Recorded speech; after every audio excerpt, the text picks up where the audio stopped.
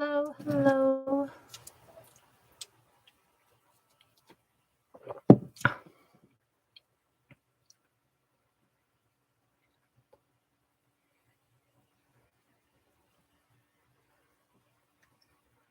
S-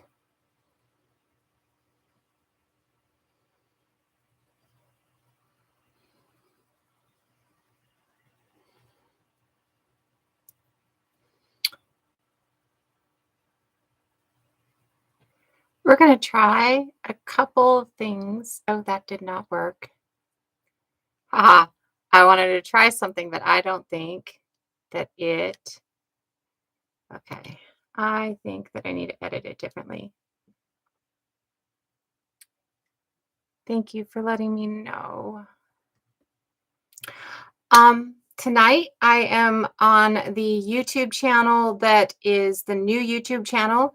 You can find it through the inwiddaord.com website. It is inwiddaord dot dot dot. It looks just like this, except three dots at the end of it. Um, and that is where I'm streaming live, as long as I'm streaming live over here. Does sound like colonizer energy.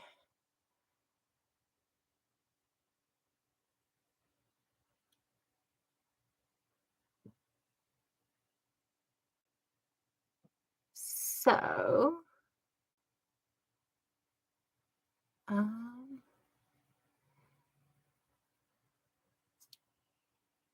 thank you, Freak. I was trying to do it too. I hear orange is my color a lot. Actually, my daughter tells me that as well. That's why actually she chose orange for the poppies because this is for my oldest. And then my second daughter, she chose when this is her flower. This is my oldest's flower. And my second daughter's flower is the morning glory and or honeysuckle. And she chose this style of honeysuckle. Goes really well with the orange. Because I like black lips, because it's fun. Okay, so tonight we're going to do things a little bit differently. What I'm going to do is open up my box to people for discussion. This will happen under controlled circumstances because I am about controlling my space. But I would like to have a conversation tonight about what rights actually mean. And I would like to make sure that we keep this consistently educational and that we can keep this consistently civil, that our words to each other are kind, and that we're taking care of each other in the discussion and that is focused on educating each other and not on outdoing each other or being hateful towards each other, right? Um, so I want to go ahead and have a discussion on what these things mean.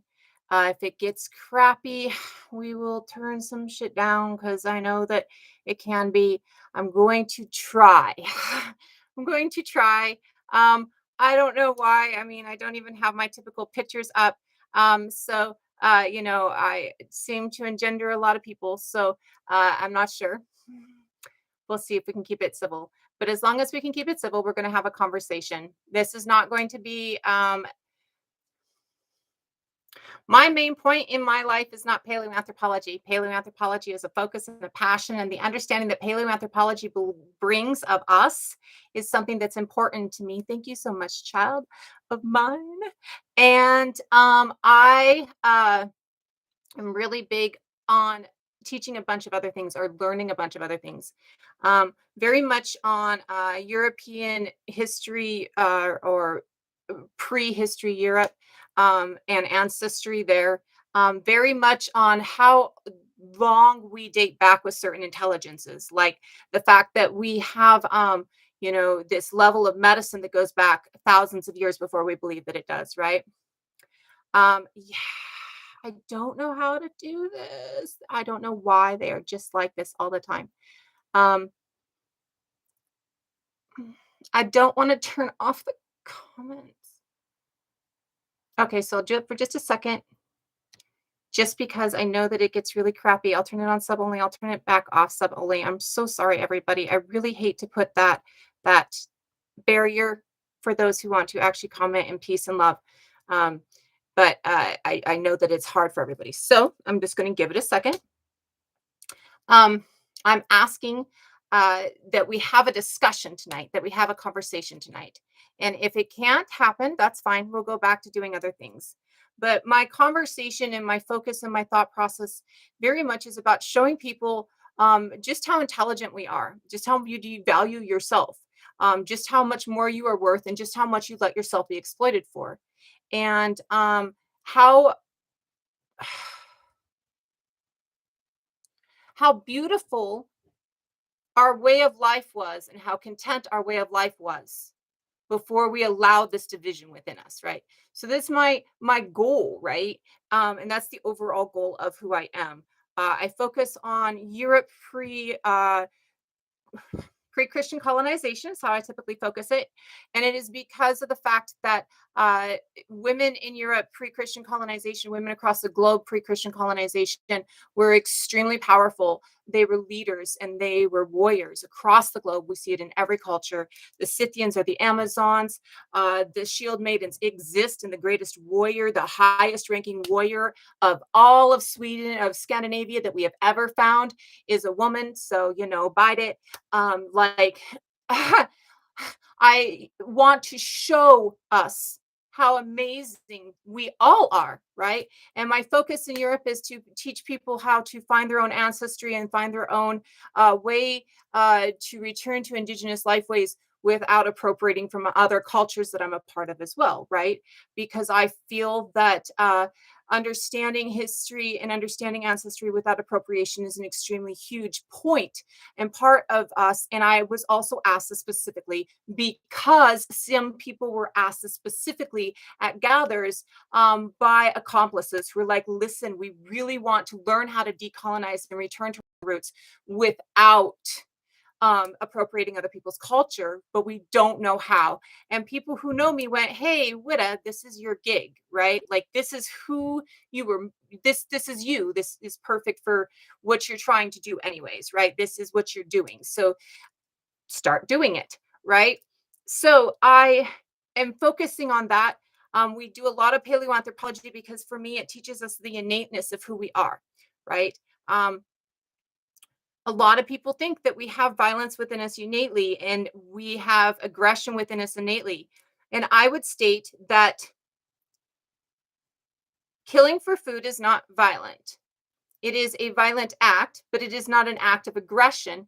It is an act of sustenance, right? So all animals in the cycle all kill for food. That's part. We don't look at the great white shark as violent. We just look at him as deadly, right? But we know that he's not deadly because he's a shithead. He's deadly because we're his prey. Well, actually, we're not. He thinks we're a seal, but, right? Okay, so when we look at the fact that there is violence within humanity, the violence within humanity is on a defensatory basis, typically, right? And we understand this a lot of times, I think, even within not understanding it, when we talk about things like when you get pushed to that point, everybody can get pushed to that point. When you've been pushed to that point, what you're doing is defending. What you're doing is defending. If you're pushed to that point, you're defending, correct? So when you're looking at getting pushed to that point and you're looking at defending, this is not violence. This is not you being an innately violent being. This is you maintaining your and your other beings to perpetuate your species and your group's life, right? So this is not violence. Now, I understand that any act that causes damage is innately, in and of itself, violent. But I also understand there's a differentiation between a violent act in sustenance and a violent act in defense and violence to purposefully harm another being, right? For no other reason than harm, correct? So, when I am trying to get you to see this, this is what I am talking about. We create these perceptions of ourselves within our mind based on what somebody else told us we are. all the tools, all the things, they're all what society told us we are, right? They're all what was ingrained within us. And we start this with silly little phrases like don't hit girls, which teaches us that girls are weaker, right? So as we're looking at things, let's calm down a bit in here. I bet I could turn this back on for a hot minute. Let's see. Again, I am also over on YouTube, and on YouTube, it is the exact same username, except it's got 3 dots at the end of it. So when we are looking at that, I that's the innate of what I'm trying to get out, not just paleoanthropology, which I love, but I find that I do a lot of paleoanthropology. It gives a good basis, it gives a good understanding, but I want to discuss other things as well. I want you to understand other things as well. And what it is that I want people to use the curiosity that I know every single one of us innately has within us. We are all innately creative, even if our innate creativity is to till the land. Okay. And I don't agree with tilling land, but even if our innate creativity is to till the land, we are innately creative in the interaction with each other. Okay. And that each other being the biome around us, right? Innately creative in the discovering of new ways to interact with the biome around us. This is why we are a part of this biome. This is why we are given the things that we are given by the biome, right? To be a part of the biome and to work with it and to develop it, right? To be creative. I am on YouTube tonight, but I changed. We are on the new channel tonight. The new channel is the same username as this one. It just has 3 dots at the end. So it's n.widda.ord. Hello, hello, hello. I'm trying to get everything transferred over. I know that all the followers are on the other YouTube, and I apologize. Um, I do have the access, like it goes over to it, like tags the other account in there, and I do also have a tag for the other account on the nwiddaord.com website. Um, as it becomes a little bit bigger, and as I'm sure everybody can see the amount of hate I sometimes get, I'm trying to protect my family and myself by making sure that our family YouTube is not the one that I'm using for a public YouTube. So I'm transferring over to, hey, absentee. I'm transferring over to nwiddaord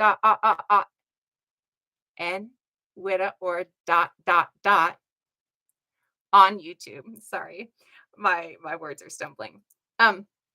So tonight, like I was saying, I would like to invite people who would like to discuss this, who would like to talk about this, who are capable to come up and talk. Like, if you want to come up and speak out loud, because it's hard sometimes to type it all out in a certain number of characters. Um, but really, what I want to do tonight is discuss what are rights and what do they mean, right? Why do we have them? Why are they set? And what do they mean? And where are they set? Who sets them, right? Um, because I think that that's another thing that's extremely, yay, more people are finding their way over, extremely important on finding our way forward, really through everything, right? We really need to find a different way to interact with the world around us, because the way that we're interacting with the world around us is just not very positive, right? Awesome, Brianne. Um, and I think that as we're doing that interaction with the world around us, and we're trying to find new ways to interact with the world around us, understanding us and the space that we hold within the world around us that's healthy. And, you know, when I read Braiding Sweetgrass, which we've read a couple of times, the first part of it, the first few pages of, right? Thank you so much. When I've read that, we have seen that even in classes where students are in part of ecology classes that focus on understanding that interaction, and they've been in it for a minute, they still tend to view our interaction with the biome as that of eaters, devourers, locusts, right? They still tend to view the human reason to devour. And I argue that. I don't think anything is put on this planet really to devour. Even a virus isn't put here to devour, it's put here to procreate, right? So And for us, procreation for species continuance is more than just procreation. We had to put 25 years into any procreative act to actually continue the species, right? And we had to put 25 years in of a broad level of community to get that singular being to procreate the next generation of the species, right? Continue on the species, because we have to remember that wham bam, thank you, ma'am, does not continue the human species. It doesn't do it for us, right? That is not enough for us. You can't just do that and expect that child to actually live to create the next child.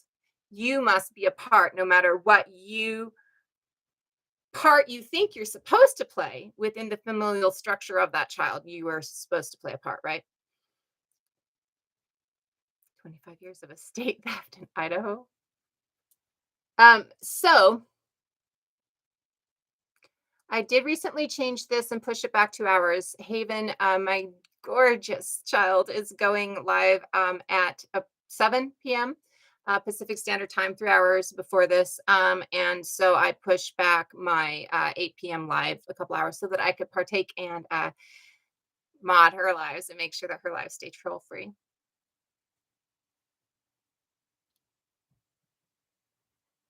I don't know what.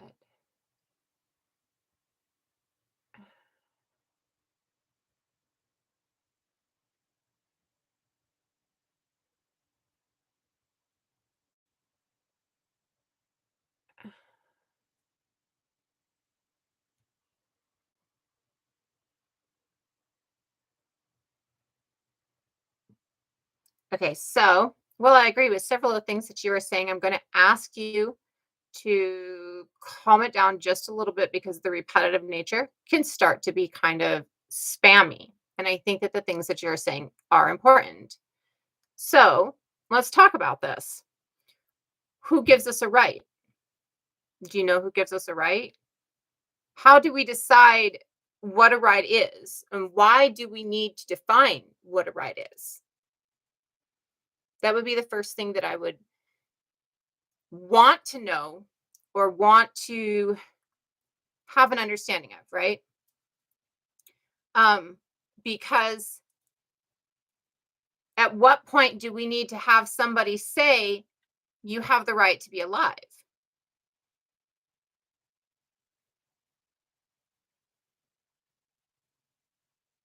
Who's right? That is the question.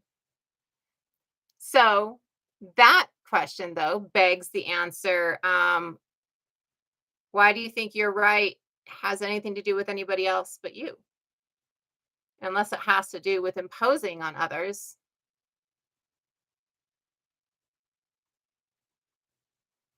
We do kind of give ourselves permission.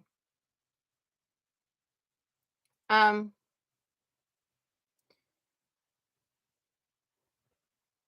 Giving ourselves permission, but it's not so much me giving you permission, though I absolutely have the responsibility to uphold your rights. So if we're talking about the right to life, I can't guarantee my right to life if I'm not guaranteeing that you have a right to life as well, correct?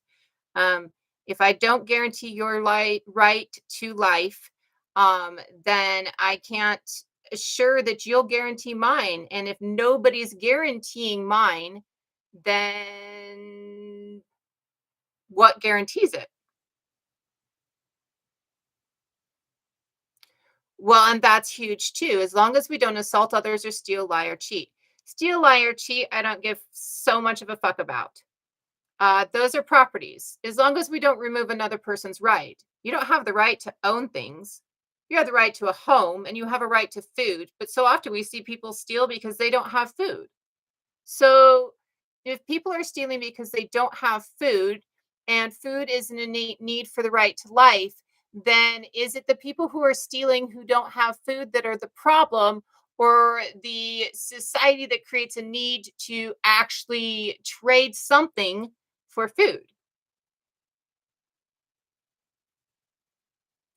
That's my question.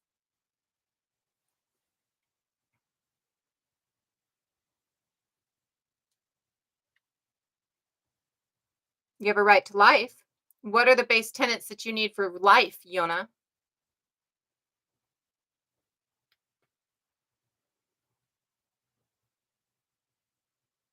What are the base tenets that you need for life, Yona?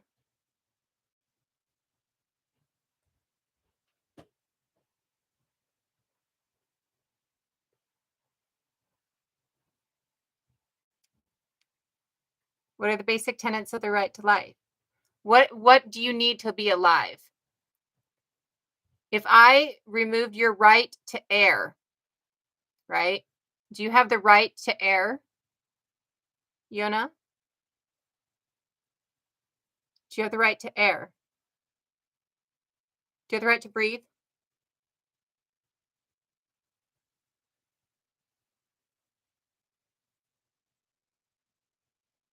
You have the right to breathe, right? Because air is a necessity to maintain life, right? Um, what are other necessities to maintain life, Yona?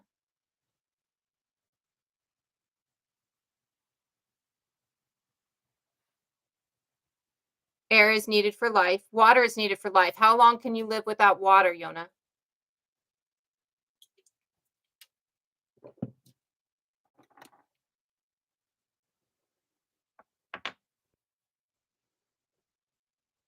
You can look for a hunt for water, but when there's no water around you because corporations have taken it all, in a world where water, which is not infinite, is being wasted, how do you get water?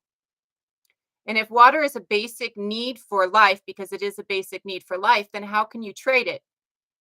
Because something is inalienable, cannot be traded. I'm not an, well, I mean, I don't define myself as an atheist, but it is traded, correct? Because we allow it to be traded, correct?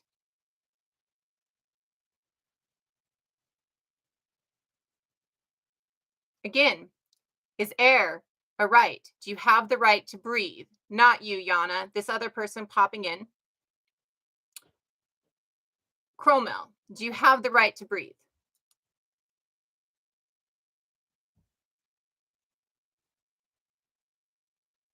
No, no, no, Yana, you're fine. You did nothing.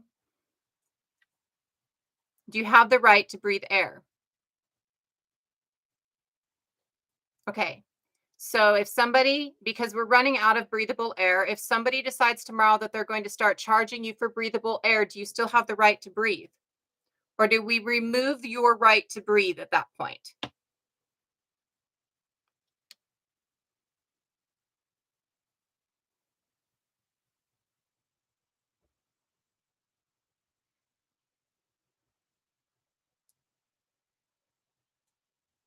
Okay, so if you have the right to breathe air because air is a necessity for life, what are necessities for life?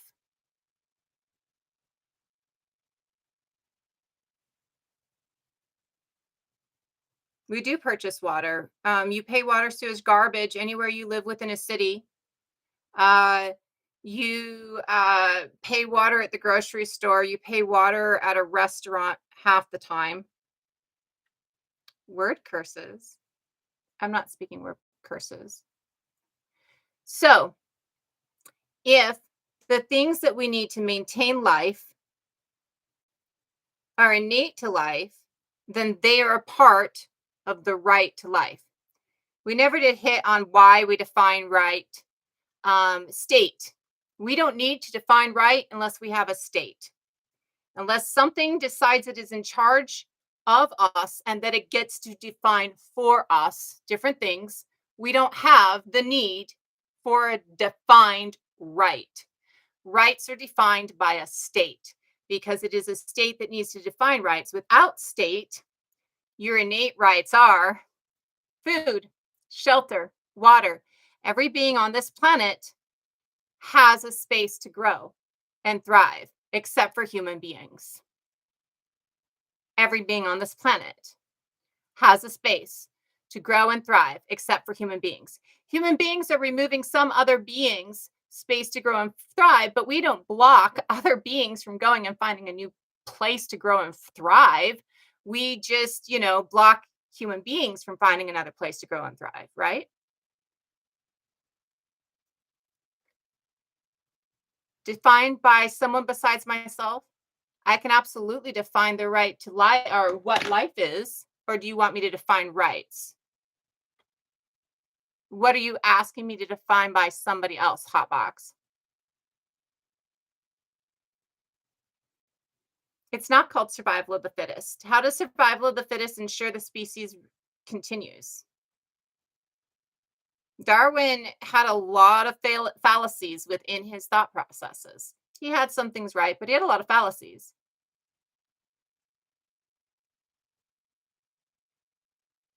Without a state, you absolutely have innate rights. You need a state to define that you have innate rights. Without a state, there's no need to define it. Without somebody trying to control you, without somebody trying to exploit you for all you're worth, you don't need to define your rights. It's only when you allow somebody to exploit you and take you for all you're worth that you need to define your rights, or you need them to define your rights so that they can't kill you in that exploitation. That's literally why state defines rights. Inherent rights that we have are just the inherent part of being alive. Life itself gives us the right to food, water, shelter. Our ability to move and find shelter is what gives us the right to shelter. When somebody blocks that, that is them not using any of their rights to block our rights. I don't know who Hofield is, and I don't really care because anybody who philosophizes within Western philosophy has no respect from me. Y'all trace it back to the fucking Greek philosophers using bread as the Habsburg fucking jaw. Take your weird ass, pedophilic, dumb shits somewhere else because none of them looked outside of their own thought processes and that they can't. Quote Plato, they don't count. And Plato wasn't that fucking great. Studies have proven that people that swear are more honest. They have tendency to have less of a filter.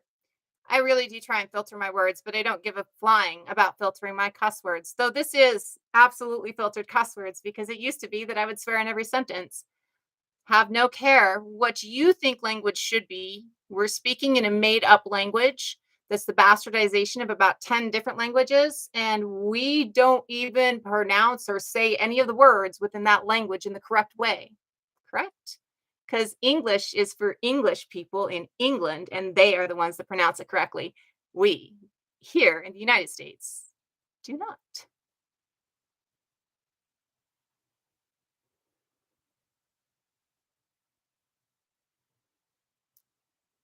Thank you, Prudy.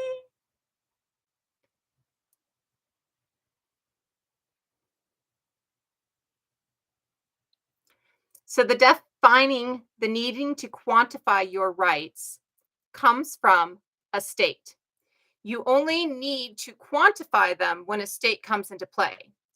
Until a state comes into play, there's no need to state them because everybody believes that they're there. Nobody's trying to remove them from you. It is only when somebody is trying to remove them from you that you hit a point where you have to quantify it, say what it means. Say, yes, the right to life is an innate right. You have to have a state quantify that because a state tried to take it from you. Before the state tried to take it from you, nobody needed to quantify it. It was an understood, correct?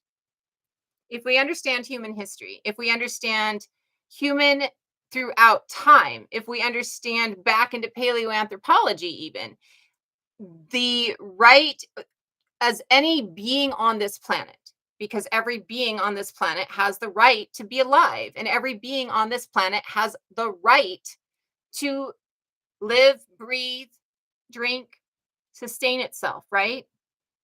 It belongs to the circle.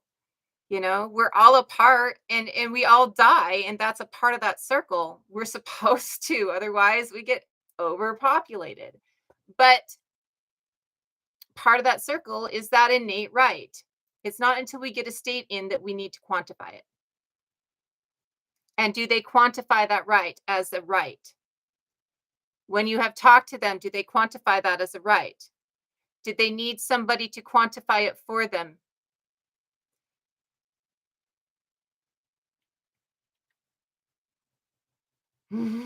That's awesome, absentia. My mother tells a story of me going to the airport to pick up my grandmother with my mother when I was 3 years old and being in the back of the car going, F this, F that, F this, fuck that. And she goes, Sarah, what are you doing? And I said, cussing mama. And she goes, okay, fuck this, fuck that. By the time I was in like third grade, it was literally every other word. Before I went into the military, literally had sailors tell me that I outcussed them. So I mean, this is clean, you know. It's not an innate right to struggle though. Right. They don't need somebody to define it as a right. They're happy. They have I mean, I could live happily without electricity. I've done it for decades, right? I've done it a long time. I could do it absolutely. Uh, I do have to say I like the internet, so I probably would want some electricity or access to it closely, just because, you know. But so if we have a right that's been defined, right? And we have to have somebody define it for us because we live under a state, and that state has to define that right so that they can be defined as to what they're not allowed to do with us, right? Then I have to state that, first of all, if you don't struggle, you don't learn anything. That's victim blaming. And I know you do not intend it as such. Um, but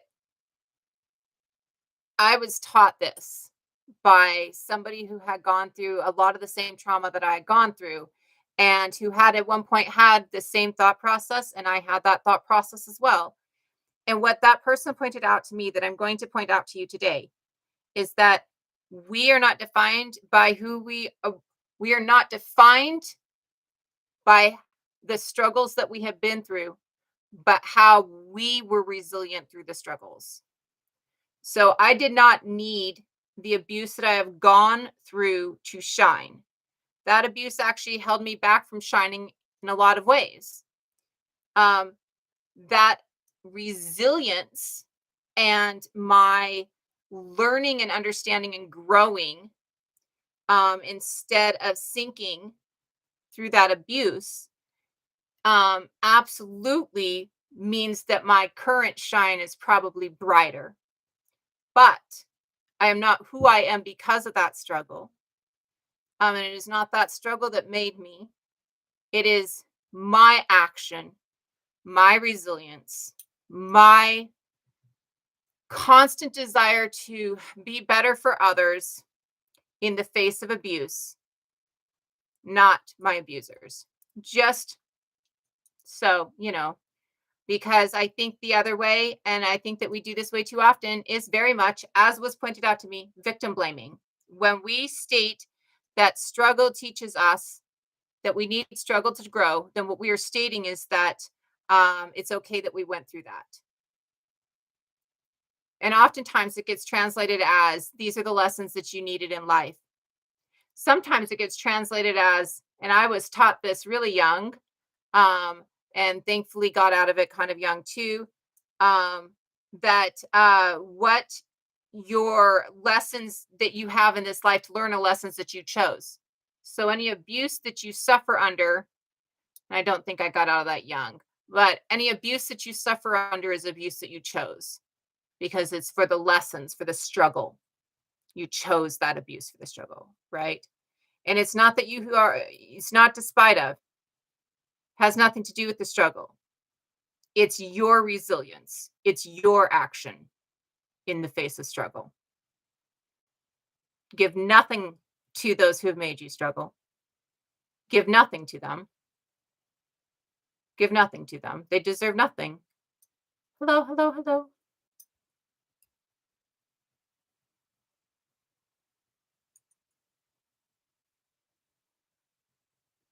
Well, and they learned that because they were taught that too, right? And that's why I was taught that, because my mother unfortunately went to Catholic school as a child and wasn't able to get out of that until later, right? And while she was trying to teach me as she reconnected, she also had some of that left over, right? That meant to be. And it talking about that somebody was like, my mama did that to me too. And I have to tell you, that's not it. And they were the child of a residential school survivor, actually. And they said, I need to tell you that it's not that. Give nothing to the people who abused you. It is you. It is what you have done in that face, right? It is what you have done. It's how strong you are. And it's whether or not your resilience, whether or not you let it, right? Whether or not you let it define you or your resilience define you, right? Yep. Yes. Yeah. Right. And again, I am over also on YouTube tonight on the new channel. It is the same name as here. It is n.widda.ord at the end. Yeah. So when we're looking at rights, that just we see that if we're looking at the right to life and we understand that the right to life is innate within all of us, but the need to define it comes from a state, right? And that what we have currently is defined by the state that we are currently within. If we look at the things that we must have to live, to sustain our life, we'll get to liberty. We'll get to liberty. Liberty is autonomy, right? Privileges are a totally different thing. No, rights are not made of privileges. Privilege is something completely different. Privilege is something that can be removed. A right is something that cannot be removed, especially if it's inalienable. An inalienable right, an innate, inherent right cannot be removed. It can be not be bartered or traded. And yet we have bartered. I don't care if Hofield would disagree. That's the second time you said that.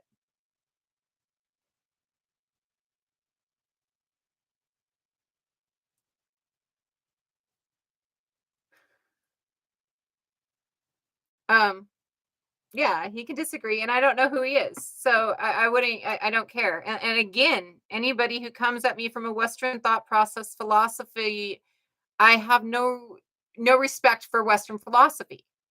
So I don't care what any Western philosopher says.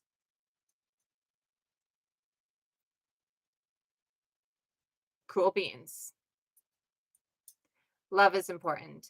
I don't think love is an innate. Okay, so I do believe that we must have love to thrive, but I do not believe that we have to have love to survive, right?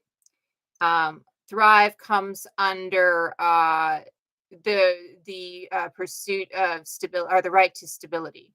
The right to stability is the UN rights, and I believe that going by the UN rights is better than going by the United States Constitution rights, just because of the fact that the United States Constitution rights, let's face it, happiness is fleeting, and happiness comes from stability.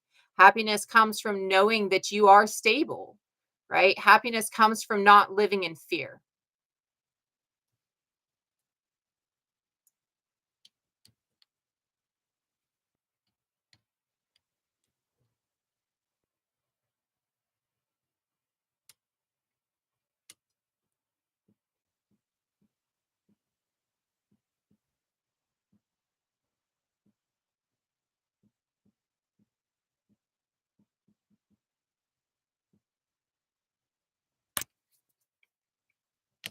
Hey, um,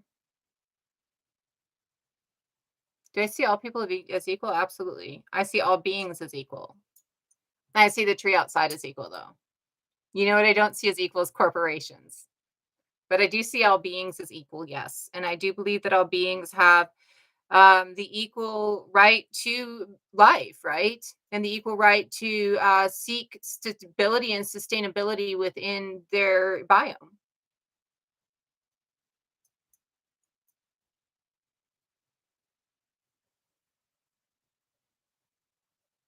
Oh, shit, subtle.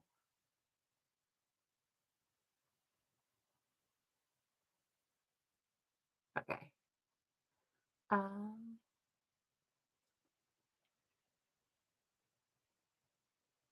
I'm not sure why you think that that would be against abortion. Right to life. Life is defined in everything from the Bible to science as from, well, as a being that is able and capable of sustaining itself. And the Bible defines it as first breath and states that if a man causes a woman to miscarry, that that man should be fined, but if a man kills that woman, that he should be put to death, rating a child in utero as less than the human life of the woman. So, um, no, I am not against abortion. I don't believe that I should define another person's bodily autonomy. That would be a going against the right to liberty. Liberty is autonomy. That means my right to my own body and to make medical decisions for myself. And I don't get to define that for anybody else because everybody has the right to autonomy. That's a basic human right, correct? So, a basic human right states that I, an alive being who is fully capable of self sustaining myself as long as I'm given access to the things that I need to sustain myself, right? Um, I have more rights than a clump of cells without a heart.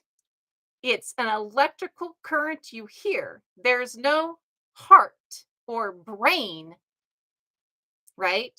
So, no.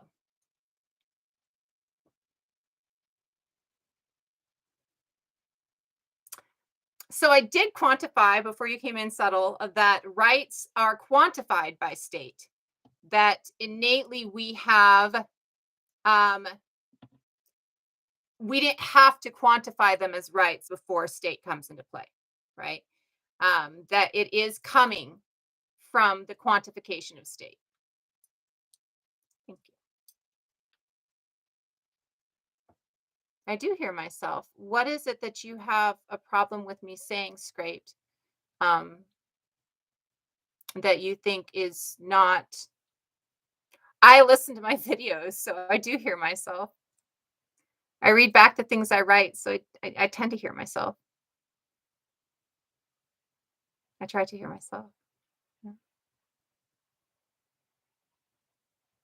And in anything that I said, yes, maybe it sounds like train of thought, right? As speaking in train of thought, but how does it, I mean, it all kind of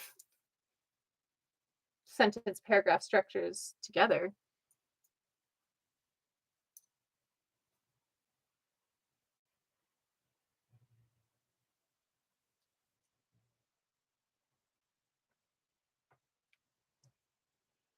We haven't even mentioned healthcare, though I would say that access to healthcare should, I mean, so here's the thing. If I had it before it was taken away from me by a state, if I had it before somebody decided to quantify it for me, if I had access to it before somebody else decided that they could control it, and it is something that I need to sustain my existence, then why do you get to quantify how I have to bargain to sustain my existence if you are quantifying that I have the right to stay alive?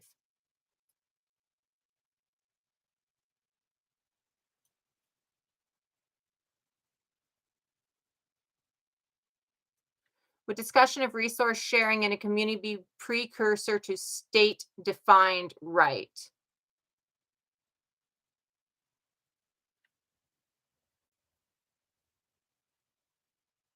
Do you mean a precursor to states defining a right? Should be. Um, I mean, was it? No, probably not. I don't have all the answers either. That's why I'm asking questions.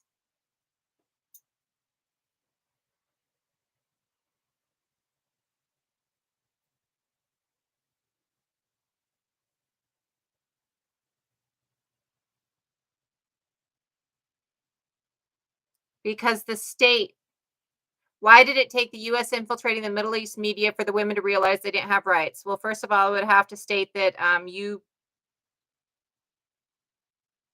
have decided to monolithize an entire culture.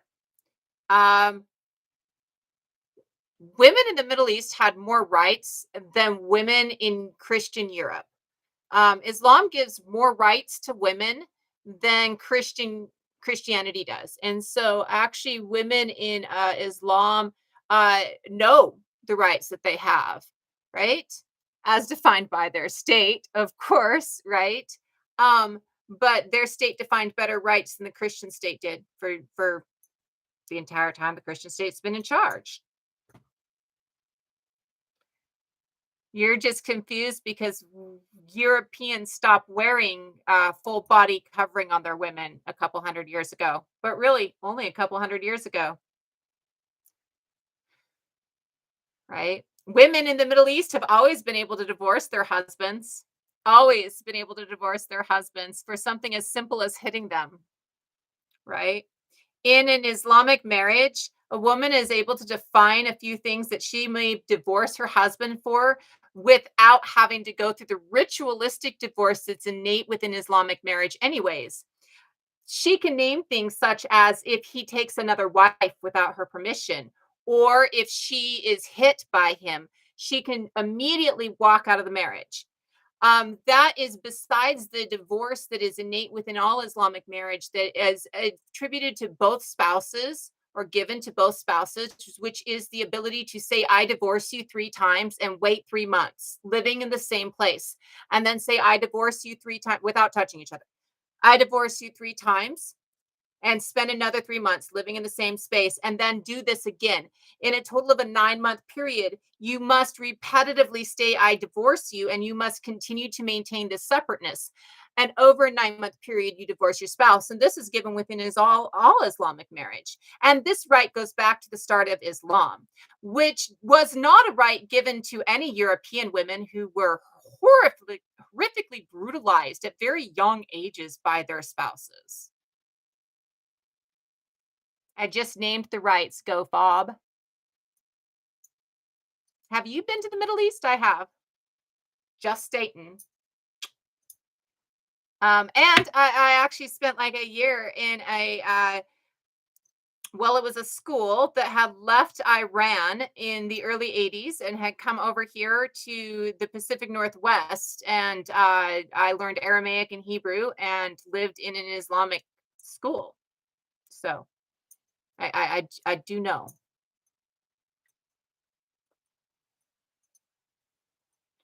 And we can't change people's beliefs based on our belief. We shouldn't. We shouldn't believe that we should enforce our thought process on anybody else.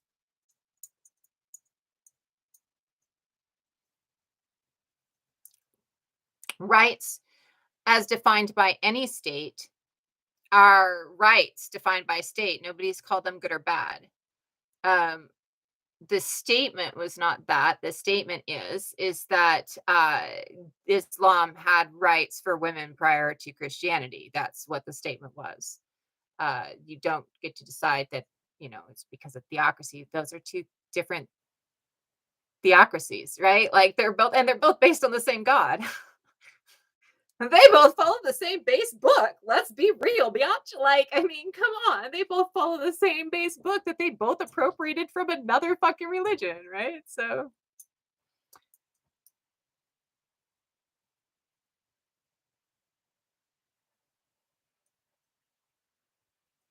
I didn't push LGBT community on Qatar at the World Cup. Why do I bash them for their coverings?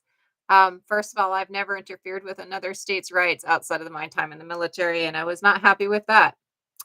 Second of all, I would state that rights are rights, and Qatar deciding that other countries weren't allowed their rights was the issue. So Qatar should allow their people rights, basic common decency, right? And well, Islam absolutely started with more rights for women than Christianity did. Um, any culture, and Christianity is included in this and does it frequently, that subjects and subjugates its women and controls its children and harms its children as any a far leaning anything group of people tends to do.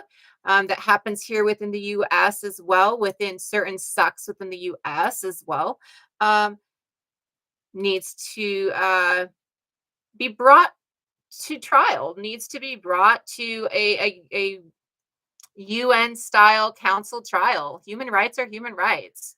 Stop violating them just because you think it's a child or a female. It's fucked up. Just saying. Or because you decide that it's valued less because it doesn't meet your standard of exploitable, right?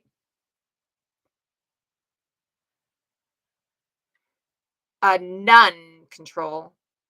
They decided the doctrine of discovery and manifest destiny, and they created different viewpoints and beliefs to perpetuate the justification of their atrocity. And they had absolutely no rights, none whatsoever, none whatsoever. Land back every day, every space, all of it, land back. And the horror that the Europeans tried to justify by things like manifest destiny and the doctrine of discovery, calling them rights that they were given by their God, is a huge part of the issues that we're dealing to this very day. This very day.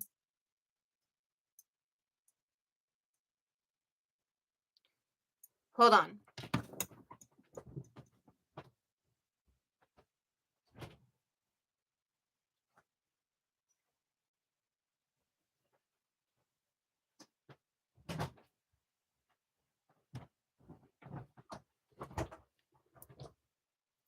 Kyda, Kyda, matte lip gloss. Amazon, my guilty pleasure. I got like a whole set of them off of there. That's like the blue ones and stuff I wear. Again, Kyda. Absolutely. Good to see you, Trey. Good to see you, Trey. Ah, look at you.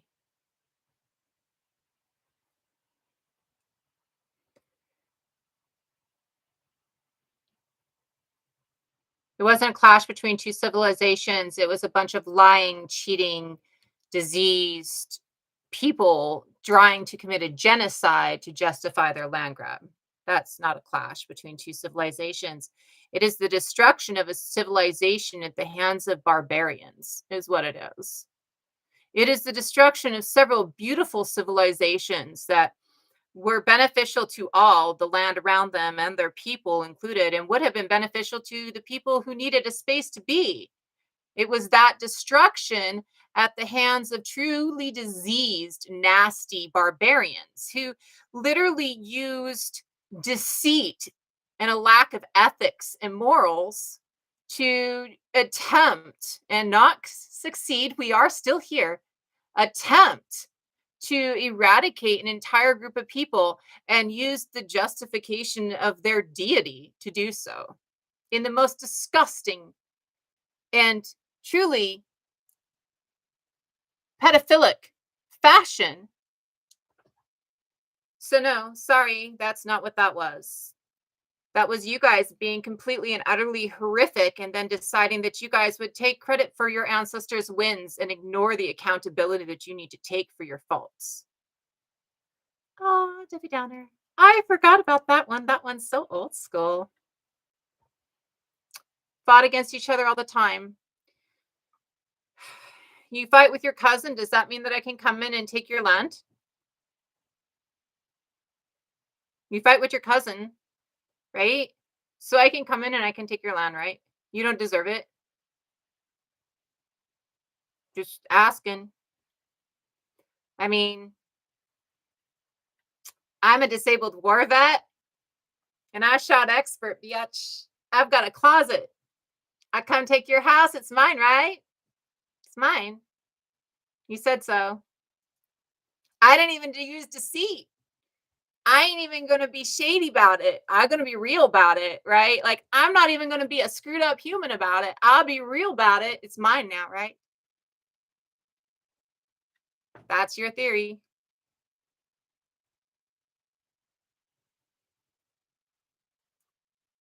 It's not that we've all conquered one another. You're under the assumption that people here are conquered. This should not have turned into this because this is not what this is. But you're under the assumption that people here are conquered.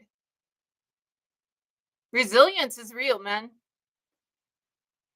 You're under the assumption that people here have disappeared, that we no longer exist, but we do. And not only do we, but we've been here for years and we're taking it back. Fuck, Auntie Deb sits in the perfect office for an indigenous person in this country, right? Like, what you thinking, dude? And you about to fuck around and find out generation. And you like try and get all thready up in here. Like, nah, sorry. Back to rights as defined, right? Back to rights. First of all, you let your country decide and define your rights. You let your state decide and define your rights in this Western thought process that tells you that they have to define whether or not you get to be alive, okay? Instead of you just innately having that life right because you live, because you're born, because you breathe, you have that innate right, right? So needing to define it and then not defining what it means and what goes with it, right? Mm-mm.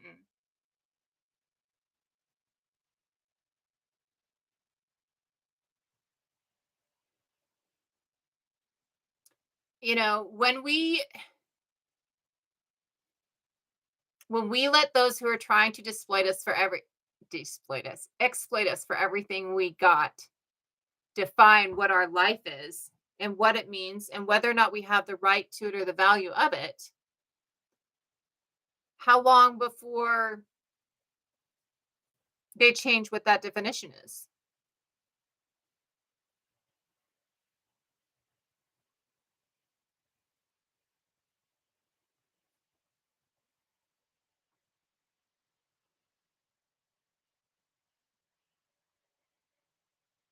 That's awesome, Prudy. Mark Charles is Navajo, Dene, and he ran for president. It shall happen soon. I hope so. I really, truly hope so. Um, I mean, that's not my primary hope, I'll be real. I got some other hopes. I don't think you can fix what ain't broken. But I do I do hope that we're going to see more of a shift, right?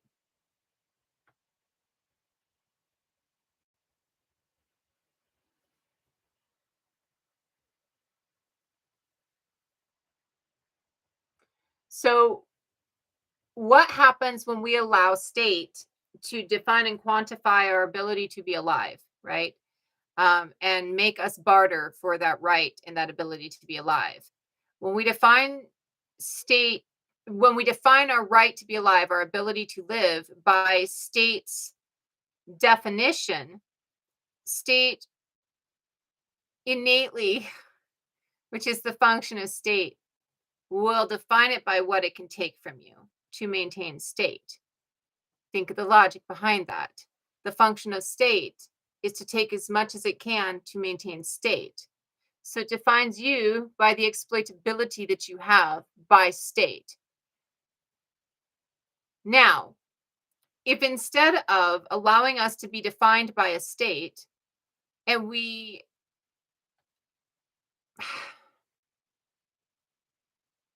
I don't want to get to the point where we're too uh, in depth here. What if instead of allowing ourselves or allowing state to define us, we remove the ability to define us by state?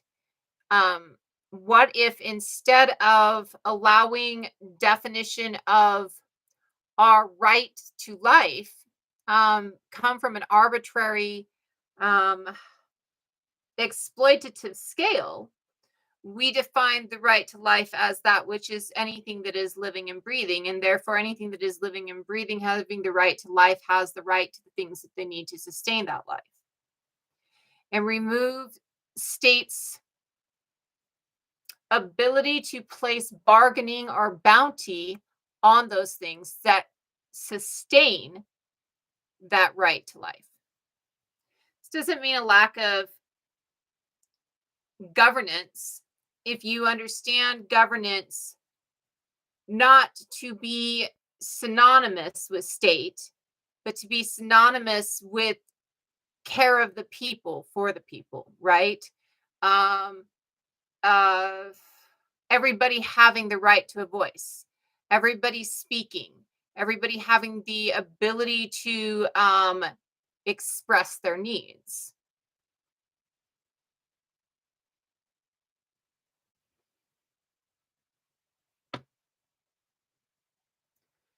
Danny, dating for Turtle Island indigenous people currently goes back 130,000 years. This would be a Homo erectus find, the Ceruti mastodon find. 130,000. I said that. Sometimes I say 130, and I want to make sure that I stated the thousand part in that. This is predating any Homo sapiens coming out of Africa. Homo sapiens were not out of the Levant area right above Africa until 50,000 years ago, with the exception of indigenous Australians who make it over to Australia about 65 to 70,000 years ago, right? Homo erectus, having made it to Turtle Island, they also made it to Australia. What is speciated here, and that would have been the Ceruti mastodon find. We know that sapiens make it to Turtle Island at 33,000 years ago. And we know now, and they are actually doing investigation on this currently because of the DNA finds that they have from pre contact South American finds, Southern Turtle Island finds, that Turtle Island indigenous people were across the southern part of Asia as Homo sapiens, and most likely took a southern boat route to arrive pretty early on in South America. Um, Again, our early dating here in South America is 33,000 years ago at a cave in Mexico. There is some earlier dating in Brazil, but currently it's being debated, so I'm not certain. Um, and they would have met, and that is the ghost species that we see within Turtle Island indigenous DNA. White sand footprints are 27,000 years ago. There's also the Ukraine, or not Ukraine, the Yukon cave that has bone and markings, tool markings on the bone. Uh, that's 23,000 years ago.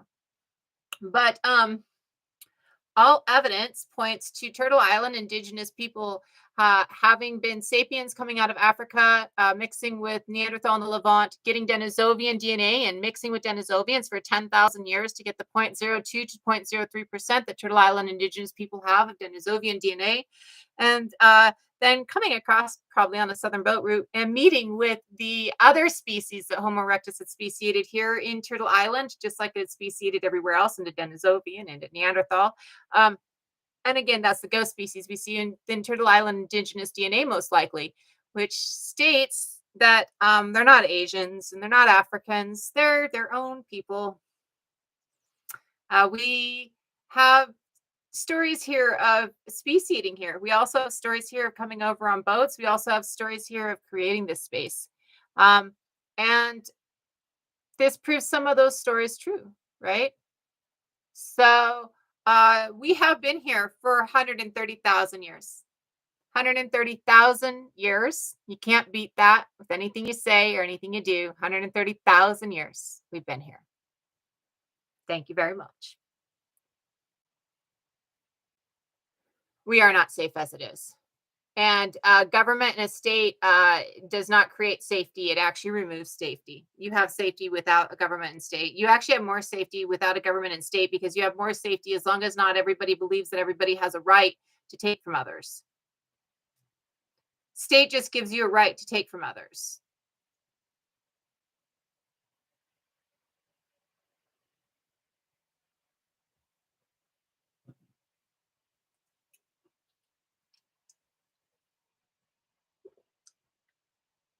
You're welcome, Penny.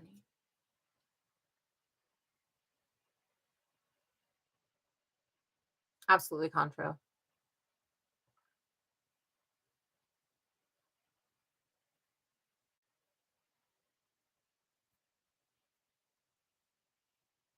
The state absolutely explicitly requires you to prey on others. The state requires that you exploit everybody for all that it's worth and demands that you be exploitable. And not only does it demand that you be exploitable, but it rates you on how much it can exploit out of you. It makes everybody who can be exploited into prey and defines those who do not have human emotion like empathy or compassion, uh, and creates that to be the ruling or pinnacle class because it's decided that those are the qualities of an alpha male, which doesn't exist in anything other than captivity, by the way. Deciding that those are the qualities of an alpha male, and an alpha male in captivity is to protect its people. By the way, it takes care of its people. That's what an alpha does. It doesn't fucking exploit them. It takes care of them. And an alpha is only created when you're in captivity and all of your people are in captivity and you're trying to protect them from your captives, right? So, the idea that it is these alpha male traits of lack of compassion and lack of empathy that are the pinnacle of human, because human is the pinnacle of predator, gives them the idea that it's okay to drain you dry, right? Gives you the idea that you can be drained dry. Gives you the idea that another being is there to be sopped until it's a husk. And when it's a husk, if it's a human, which we view as having something to do like us, we toss it on the street, call it houseless, right? So stop being exploitable. Stop letting them take you for everything you are. They're just going to throw you away when they're done, anyways. And they're only doing it so they can make more dick-shaped rockets. Because that's what we need is dick-shaped rockets so that we can go exploit another planet. Lack of empathy and compassion is narcissistic. And if you look really close at the top, if you look really close at those that are hoarding all the wealth, they look pretty narcissistic. And they've looked narcissistic since they were the god kings written about in ancient Sumer and Ur. They've been narcissistic this whole fucking time. And they developed the idea of othering and the idea that you should be out there killing others instead of sticking up for yourself and others to prevent you from stopping them, right? So they look pretty narcissistic because they are pretty narcissistic. And those are pretty narcissistic traits because it's narcissists you're dealing with. They exploit. Everything is about how much they can take from you. Everything. Everything. They have quantified everything about you. And everything is about how much more can they get. Right? Everything is about how much more that they can get. And this goes back thousands of years. But it is not who we are. It does not go back to the pinnacle of our existence. It starts when we see hoarding by god kings and the desire to stratified societies start. This is not who we are. I've already studied the rules of acquisition. I've been doing this for 40 years. I've studied the vast majority of it. I didn't say I didn't know Western philosophers. I didn't know that one. I probably would if I looked at the rest of his name or saw something he wrote. I said that I don't respect them. I have no respect. It doesn't mean I haven't seen them or read them. And the reason I have no respect is because I have read them and I've seen how narrow-minded their box was, right? I've seen how narrow-minded their box was. Off the top of my head, a rule of acquisition, no, sorry. I studied it as a salesperson, and it was during a pretty traumatic time. And I didn't hold on to a lot of it because I didn't need to, because I'm not big on it. Because all of it is about how you can take, right? And really, that's what the problem is all of it's how much you can take. All of it is how much you can take from something. All of it is what you have the right to take from someone. All of it.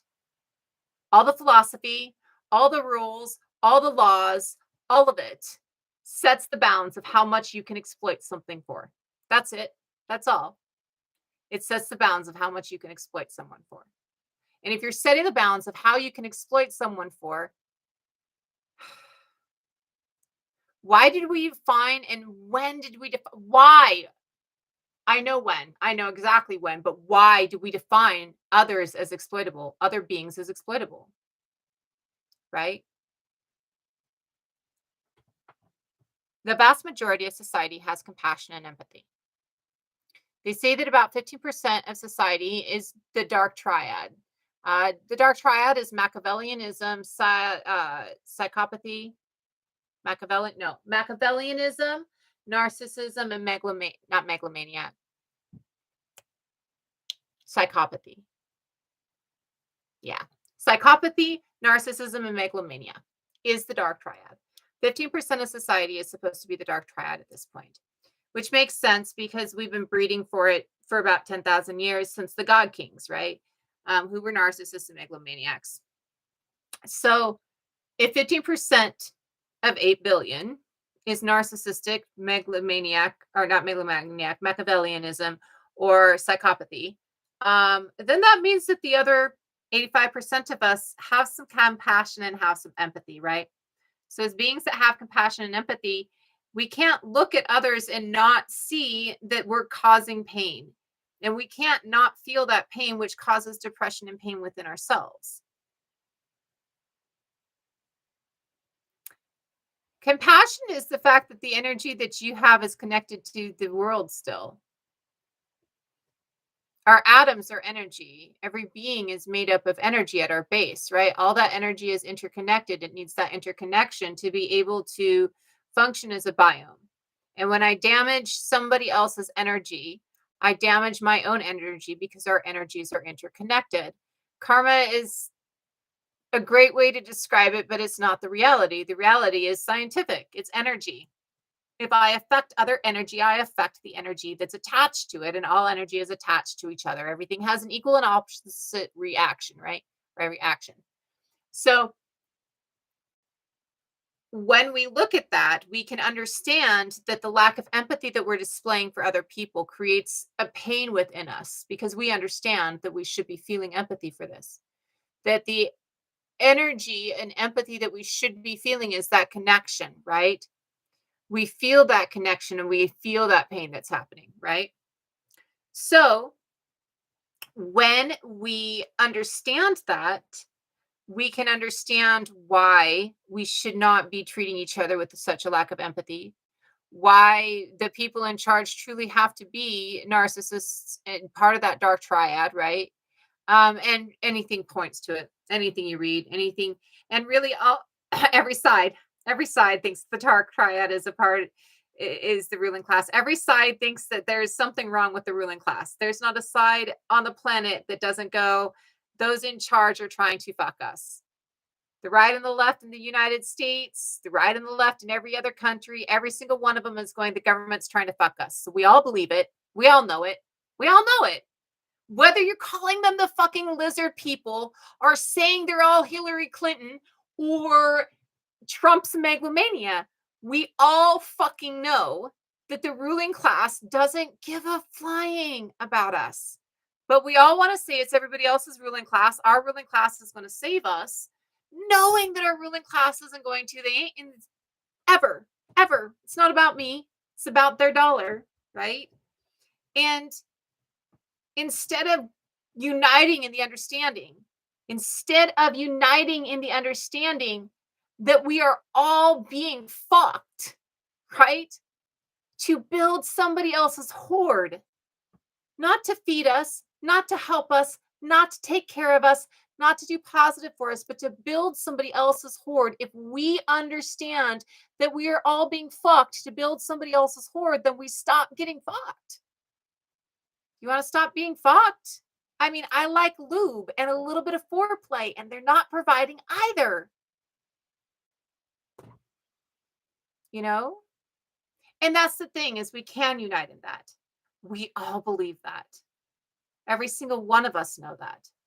Every single one of us know that the people in charge have no compassion and empathy, that the people in charge are not trying to take care of us.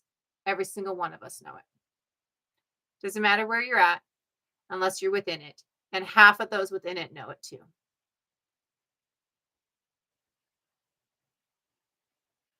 And you do still have inherent rights.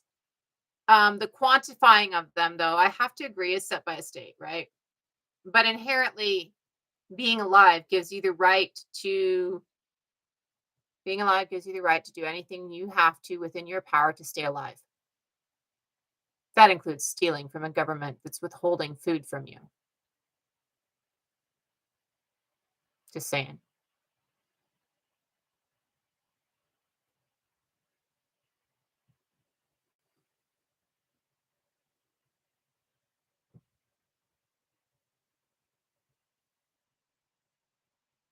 Well, of course, Andrew Tate did it. Duh. You know that boy did every bit of it. He was nasty from the get-go. I think my first video on here was a duet of Andrew Tate. It got taken down because Andrew Tate was nasty, but they put it back up because my duet was called him out on his shit. And it was my only I didn't even know who it was when I did the duet. I just thought it was an idiot. And it's really one of the few things I know about him. He's nasty. He was nasty from the get. Of course he did it. You know he likes him young too. He's nasty. He's just that kind of man. It is like the second video. There's like a poem that I put out. That's my first video, and you can tell it's my first video because I don't have the neck tattoo. And I got the neck tattoo in May, and then it didn't come back until probably the end of June, early July. Hello, hello. And the government's doing it all. And we know they're doing it all. We know they're doing it all. You know they're doing it all. We all know they're doing it all. We just want to defend our side because we think that maybe our side might be better, right?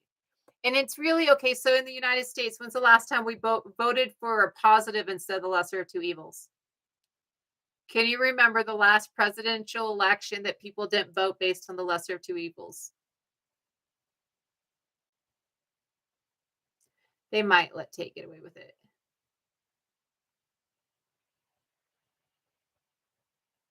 When's the last time that we had a set of presidential candidates going head to head that was not a lesser of two evil vote? Okay, I'll agree. Obama was pretty good. Obama did not do jack shit for the indigenous people, and Obama had some failings.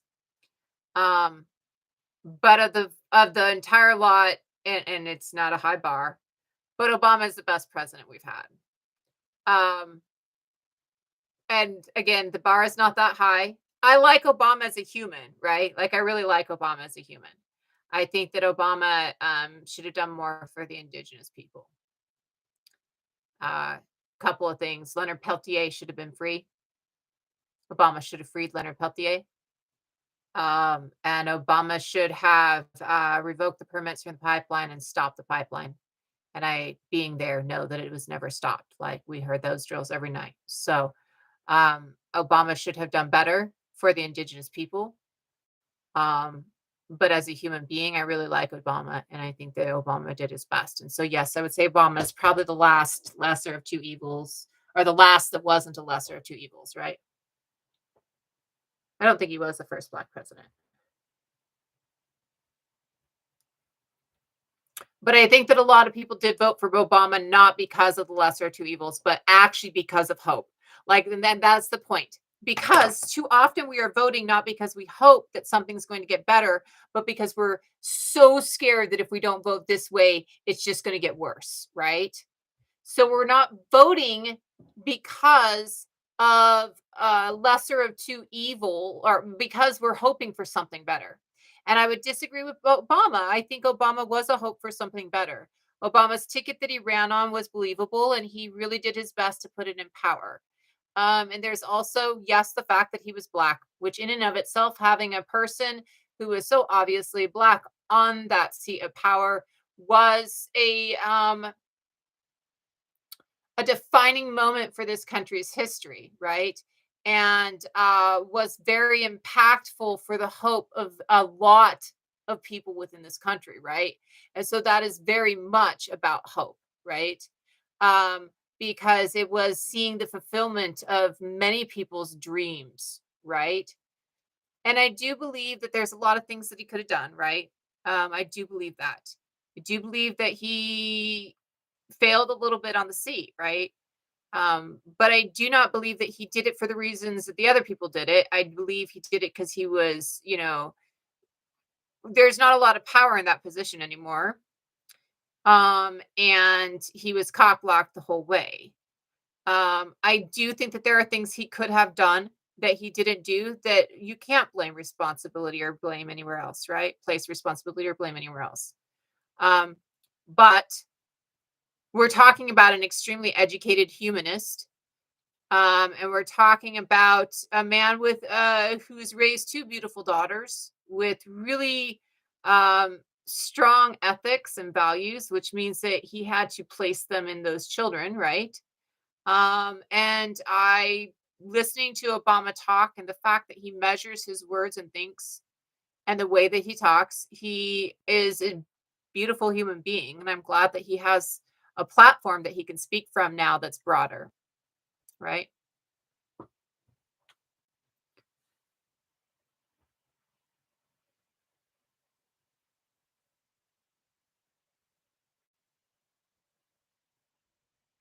And he does. He capitulated to a lot.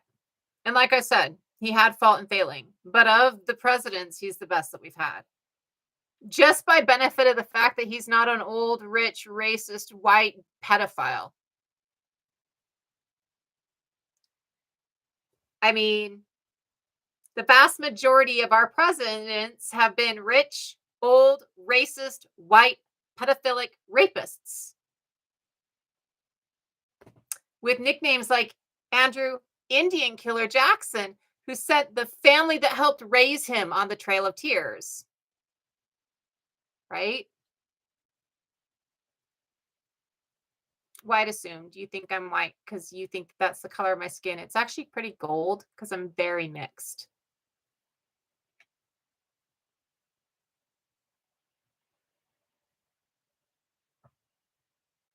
I like Carter too. That's the one that's still building or doing peanut farming, right? Like building houses and stuff. He's pretty cool. And I do think he was probably not a lesser to evil vote. But that's so long ago, right?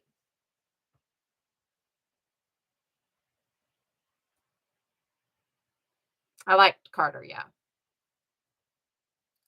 I would say he was probably not racist or a pedophile or a rapist, but he was a rich old white dude.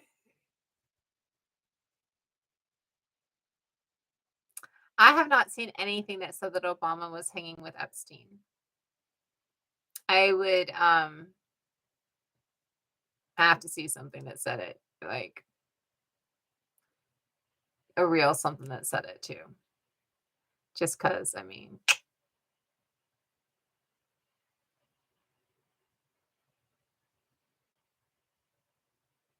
the pipeline was never stopped. The pipeline went through.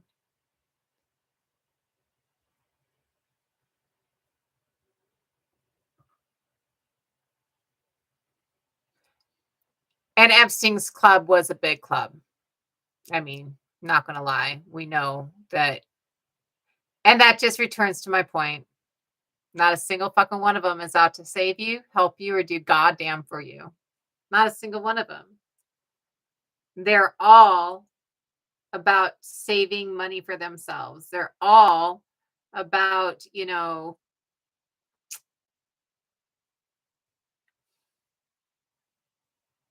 they're all about what they can accumulate for themselves or cronies. And it's evident in the fact that anybody who comes in and tries to change it and anybody who comes in and tries to do for the people doesn't last, right? Doesn't last.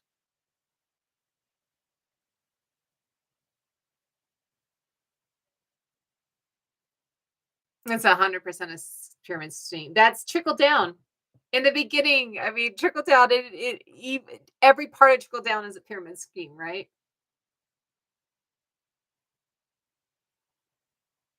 Thank you.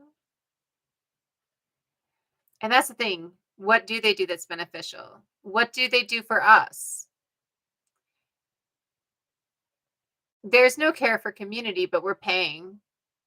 We're paying for them to bomb people. We're not living.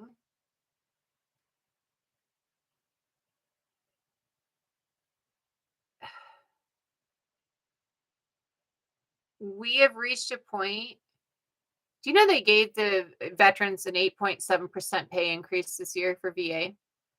It's the largest pay increase in 30 years because of the fact that the cost of living has gone up so much. We've received a pay increase every year for the cost of living, but we haven't received a minimum wage increase every year for the cost of living. We just got an 8.7% increase to VA benefits, which I'm so fucking happy for. I mean, I love my VA benefits. I am so grateful to have my VA benefits. Um, that 8.7% increase, I mean, why couldn't we do 8.7% increase to the cost of minimum or to minimum wage? You know, like if we're going to state that we need that percentage to live better, right?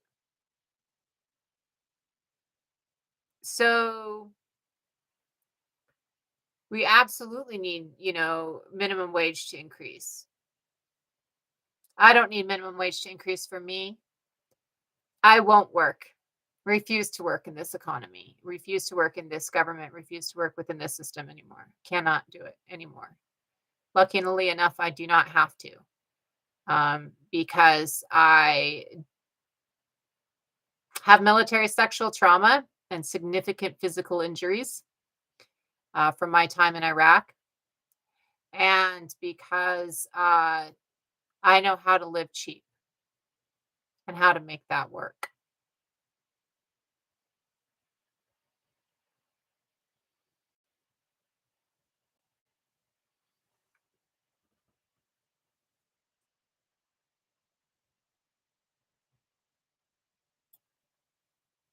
Well, and that's the thing. I am lucky enough to live in the Pacific Northwest, which means that as long as I can get out of the city, I can have access to most of what I need to do anything I need. And being raised in the way that I was, you could drop me in the middle of nowhere and I'd thrive, right? We need to stop agriculture. We need to stop Western agriculture at its source. Western agriculture is killing us. Western agriculture is causing climate destruction. We need to return to indigenous agriculture globally.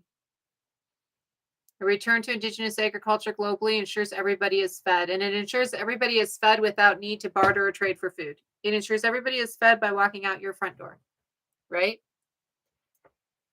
Indigenous agriculture, tended gardens, tended land, right? Ensures everybody is taken care of, ensures that you're taking care of each other, and ensures everybody has the space that they need.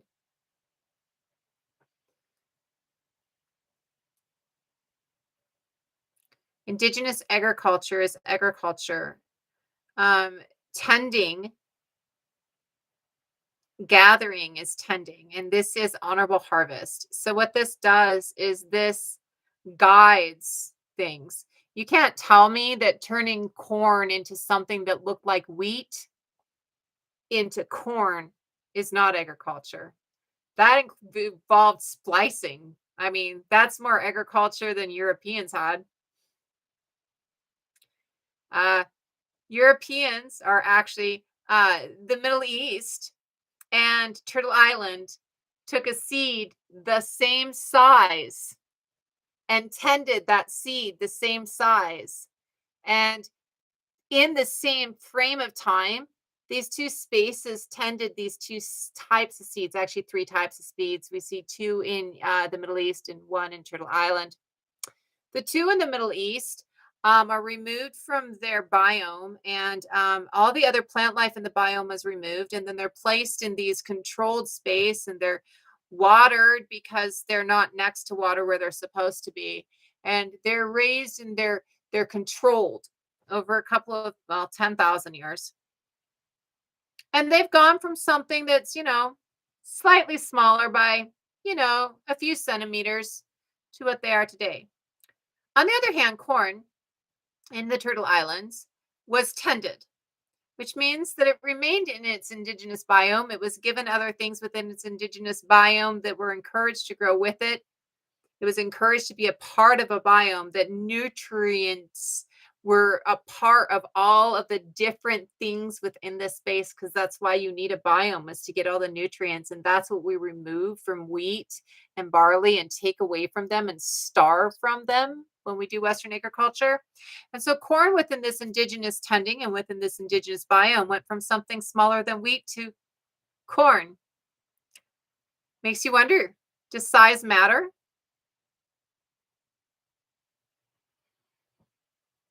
I think size matters, but that's just me. And I would say that there's a lot of evidence in the fact that in the controlled structure and rows and starved with the nutrients that it needed, that wheat and barley grew tiny little bits. Corn tended and loved and given the nutrients it needed, and given a family and siblings, three sisters, and given the environment and the biome that it needed to grow into, got pretty big. Thank you, Jackie.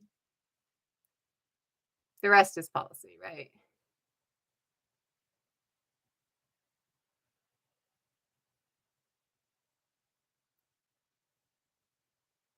And the thing about rights in America is they are not actually defined. That is why it's volatile. Like, we don't define what life is. We just define that we have the right to it. We don't define what it entails. We just have the right to it. We don't define what we need to have it. We just have the right to it. Unless we define you as no longer exploitable, and then you no longer have the right to it. Unless we decide that you're not doing with it what we think you should do with it, and so we get to decide what you should do with it from here on out.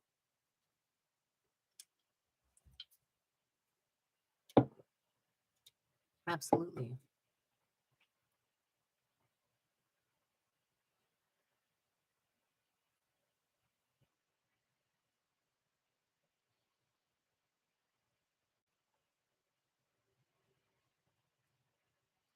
So if we decide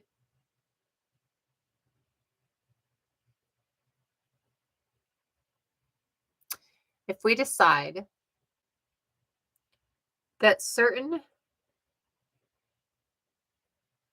states of being are guaranteed to us or granted to us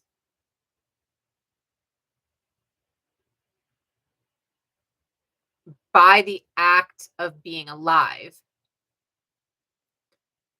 and that nobody has the right to remove that life from us, and we define that which needs to maintain life,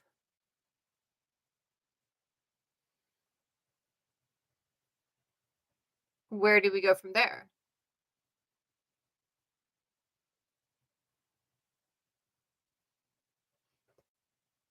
How do we take that? Sorry, these late nights are not my thing. How do we take that to the next step?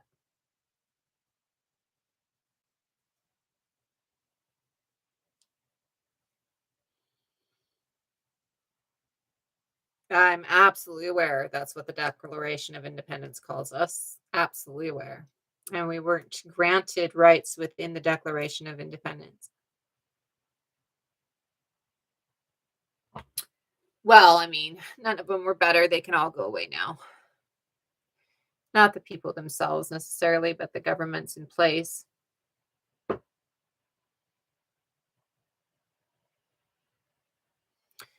Problem with defining life by our souls is we define what has a soul and what doesn't. So if we define it by soul instead of physical attribute, we'll just define other ways to alienate based on soul, right? I'm totally down with that one, Yala.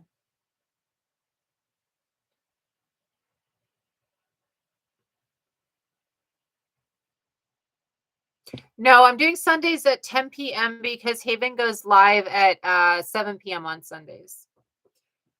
So pushing it back to 10 p.m. And then instead of doing Neanderthals tonight, I will return to Neanderthals jewelry and clothing, not clothing, cave art. Wait a minute. I think we're there. Are we there? No, we're in food and medicine. I will return to food and medicine on Neanderthals Tuesday a.m. And Wednesday PM at 8 PM. I just wanted to do something else because this has been on my mind. And while I love paleoanthropology, I've been doing a lot of paleoanthropology and it's not my main focus. It's just a side passion, right? I might have said Monday last live, but it should be Sunday and then Tuesday AM.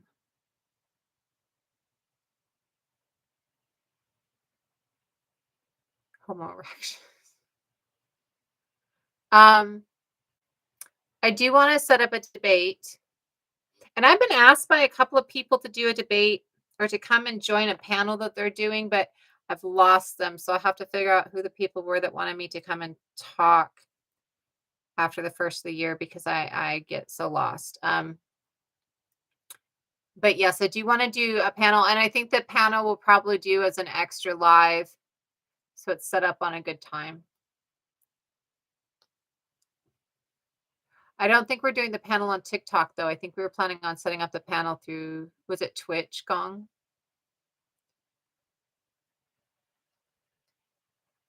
I think the thing that I was invited to was on TikTok, but I'm not sure. They might have been talking through something else. I have to find it again. Yeah. I do this.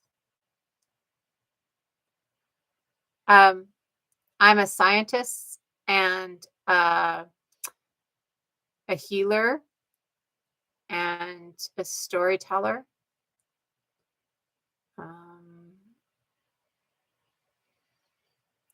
And a warrior. I don't have a Twitch yet. I haven't gotten a Twitch yet. Sorry. I do need to do that because we were talking about setting up a Twitch. So I have to get a Twitch set up. I'm like, okay, I'll go game on Twitch. You guys got to watch me play Sims. My Sims live off grid in their tiny little garden shack where they make all their own food and keep all their own animals because I'm weird. Let me game on Twitch and you can see all my little garden shit. But yeah, you watch. So we're gonna make this. Yeah, I might. I've thought about it. I made a Warren like a. So I finally got all of the stuff, and I got the werewolf pack, and so I have a werewolf, and so I have like this kind of dugout house on the top that's kind of sunk into the ground, so it's like a hobbit hovel, and then it's got little layers of little warrens underneath that you've got to like travel through all these like little rabbit warrens to get to his space. In a COD lobby, I don't know what that one is. Awesome tea. Make sure you find the new one. And that one's the one that's currently on the widdaord.com site. The new YouTube, because my other one was my personal one, and I need to get away from that as it goes a little bit more public. In Widda Ord dot dot dot. So it's the same as my TikTok handle. Oh, Call of Duty. I don't do Call of Duty. I liked Assassin's Creed Valhalla. But I don't do shooter games at all. Uh, I like Valhalla because I like to play with swords. And because I play a Viking all the time, anyways. And that I mean, when I stand shield walls, I go out in I go out in full battle rattle Viking style. But I so I liked AC Valhalla, but I typically don't play games that involve a lot of swift action on a controller because I don't I think it's because I just didn't see electronics for so long, like, they just weren't such a part of my life that I'm just not so good at them, but I don't do controller action very fast.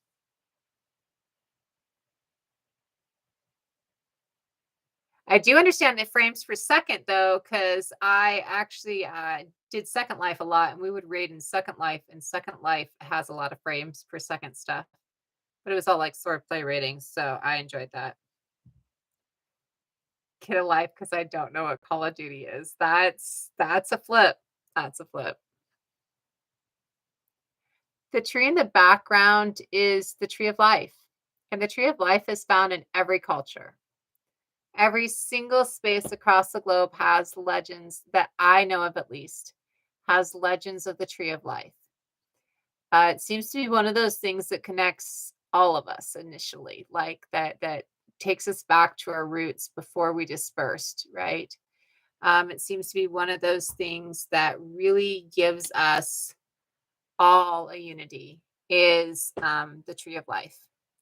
And we see it do different things for every culture. Like Odin hangs from it. Star Woman clasps her its seeds in her hands as hand as she falls. Um, Sky Woman, not Star Woman. I make that mistake. I apologize. Sky Woman clasps its seeds in her hand as she falls.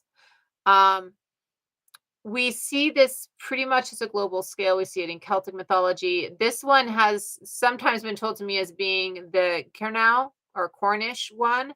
Though I've also seen it in other Celtic cultures, and Cernau is a Celtic culture like Cymru and Ireland and Scotia are.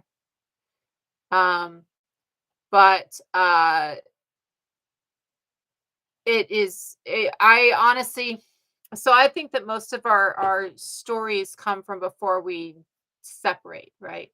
As we as a being are growing together, I think that the base of most of our stories comes from that time. And that's why I think that we see the tree of life in all stories. I think the tree of life probably goes back to our time in South Africa, right? And that we carried that idea with us throughout our space.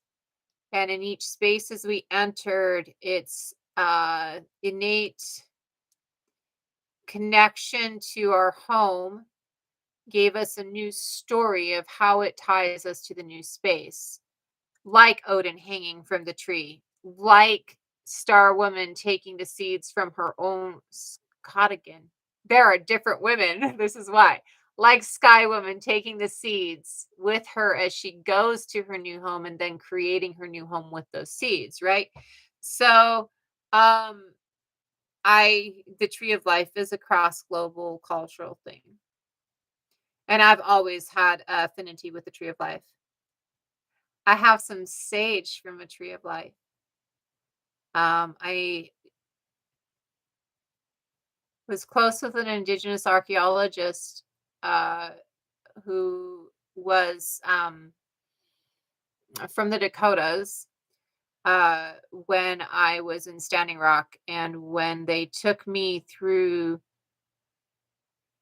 Well, they're the person who took me through Pine Ridge, but that's not when this happened. They gave many people within our group sage that they had gathered.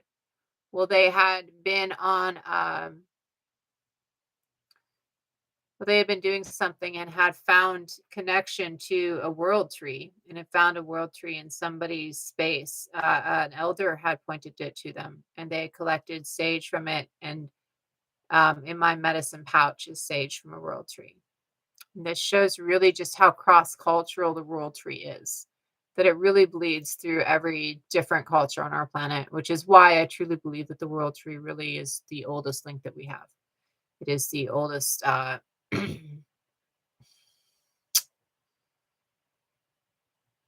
think that the world tree really roots our earliest origins, our earliest origin story. It was a beautiful experience. The most impactful, I think, for me was He was able to take me and my mother through the Badlands, and to show us some specific places, and that was very big for us. My mother had been told her whole life that her grandfather was Lakota. It turned out that her grandfather wasn't Lakota. Her grandfather was indigenous. It was just a different group of indigenous people, and a little bit further back. Her grandfather was her grandmother's father. Her grandmother raised her, and her grandmother's father had left when her grandmother was like 9 after one of her siblings had died. And so the stories that my grandmother Louise had of her father were coming from what she remembered as a child and what her mother knew. And so when they passed this information on to my mother, this was what my mother understood. They also lived in Omaha, which is the very Lakota area. Like it's well, not Lakota, but very Lakota, Dakota, Nakota area. Like it's very big around there. Those are the some of the main groups around there. And so for her, it was very impactful because it related a lot to the stories of her childhood or from her grandmother in her childhood. And for me, it was very impactful because at the time I truly believed that that was what my connection was. But it is also impactful in the fact that the beauty of the stories, not the beauty of the stories, the impact of the stories, right?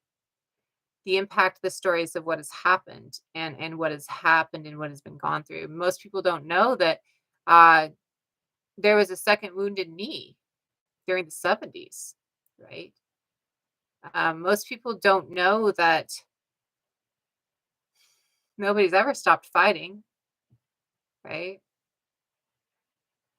So, to see and to hear and to be able to, for me, I feel connection through land. Um, Sleepy laughs at me because, and I'm not in a bad way laughs at me, but Sleepy laughs at me because I'm like, I need dirt so I can taste the dirt. That's my thing. I need to feel and taste and smell the dirt. And for me, being able to I grew up on stories of what had happened. That was huge for my mother, and she had found authors who had been able to tell the story through indigenous voices, or indigenous authors, and so for me, it was a very big,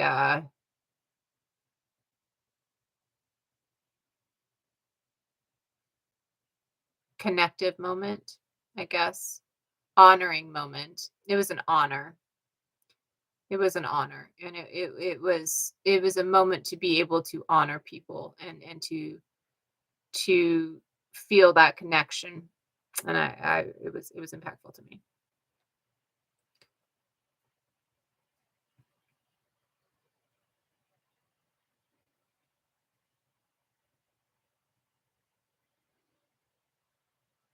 Did you just call me another fake Indian? And so that's not my indigenous connections. I didn't say that it was. I said that my mother had been raised to believe something, and I identified within that she is indigenous. It's just a different nation, right? And slightly further back than she had been raised to believe. I actually grew up with an indigenous community and have people who call me family, right? And have since I was a child. Um, and though I never do and never have claimed a nation, because no nation claims me, right? But my blood is indigenous, and my fight has always been for indigeneity. I've been in this battle since I was a child, to be real. Like I've taken part and stood line since I was a child, right? For this, so just doing my best. And I would say that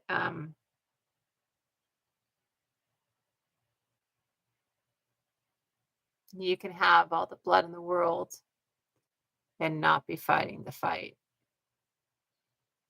You can have a tiny little bit of the blood in the world and be fighting the fight. It's more important to fight for the community and to uplift the community than it is to have blood, right?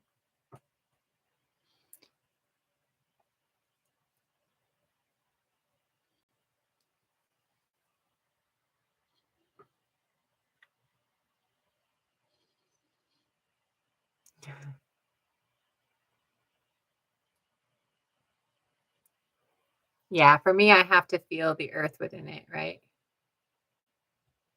Yep.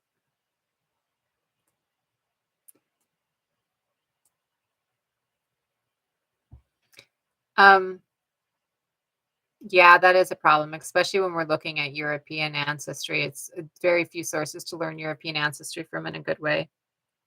That's very true.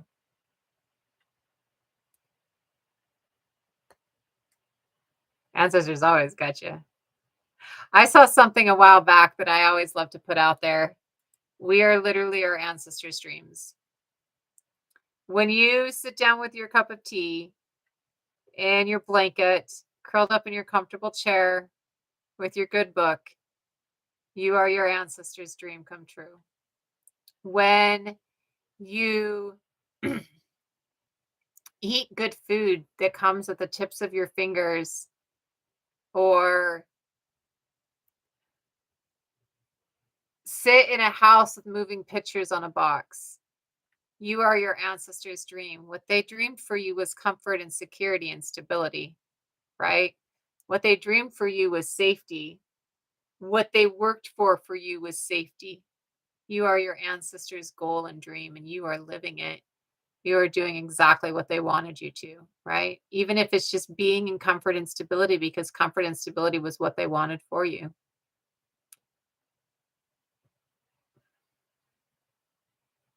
I agree with that too, Wounded.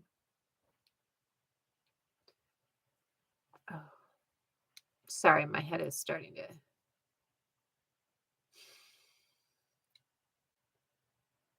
Yes, they prayed for us. And I think that that's true. And some of us have ancestors who are not very good people. Some of us have two or three ancestors who are shitheads and dozens who are good. Some of us have two or three ancestors who are decent and dozens of them are shithead. We follow the ones that have the same intentions that we do, right? We go to the ones who say, the intention in this world is for you to do good, to be better, right? Just like we don't let the rapist pedo uncle into our house. We don't let the rapist pedo ancestors into our worship, right? Yeah, unfortunately, I've got serious nerve issues and that's why it's hurting. I'll probably have to go and take some meds and lay down in a little bit.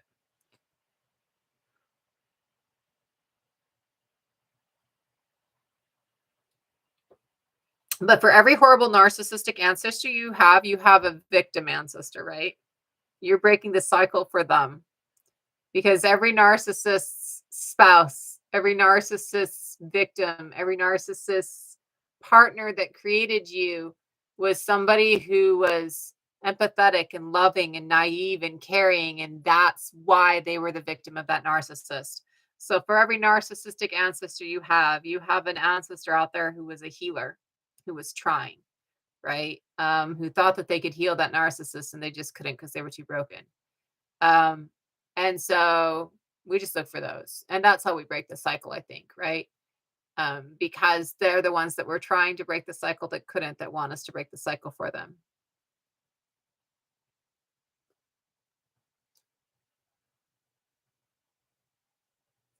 Don't invite the Pope.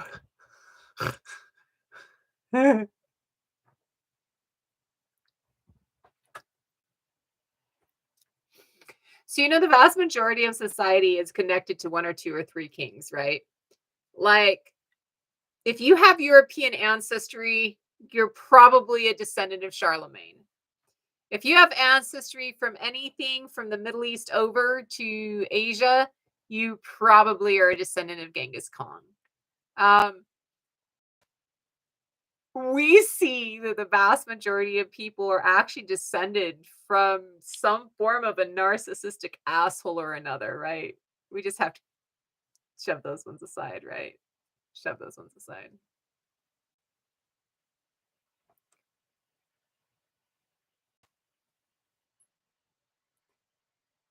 Ice cream.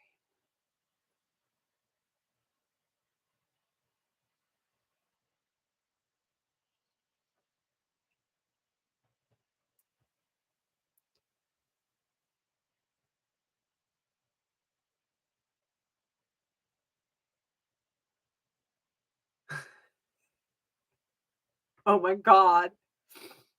Gong, that's horrifically epic, I just have to say. Jesse James's friends.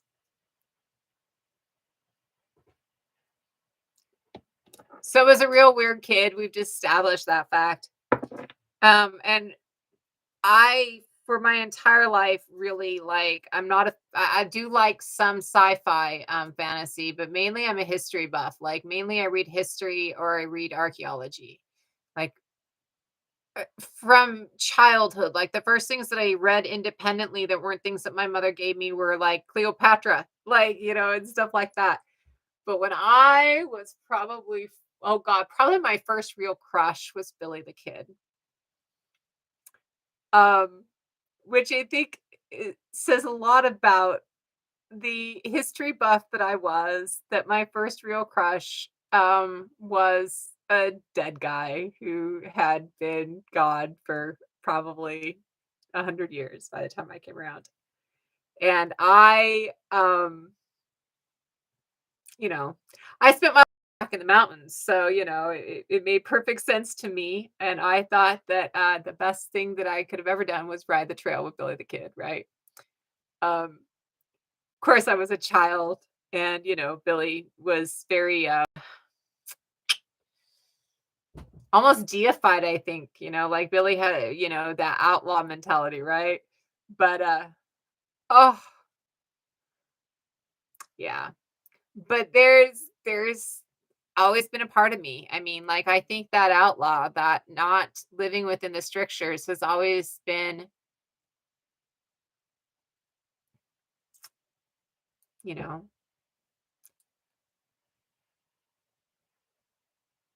rights of the line of decency humans attempt to draw with morals. I mean, that's true on a lot of thought processes, I would think. Um, I would state instead, though, that rights are quantified by a state, as what the state is allowed to do to you or not, based on the ethics and morals that the state has implemented, that are currently based most on what they can exploit up to you.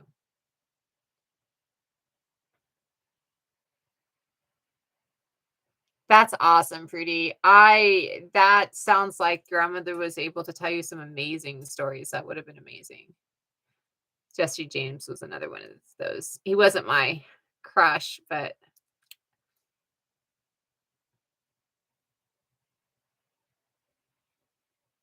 that's awesome, Fruity.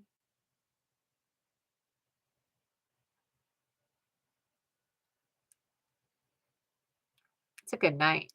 It's a calm discussion. I like it when it's a discussion and it's pretty calm. That's my favorite kind of live. Mainly because I learned just as much.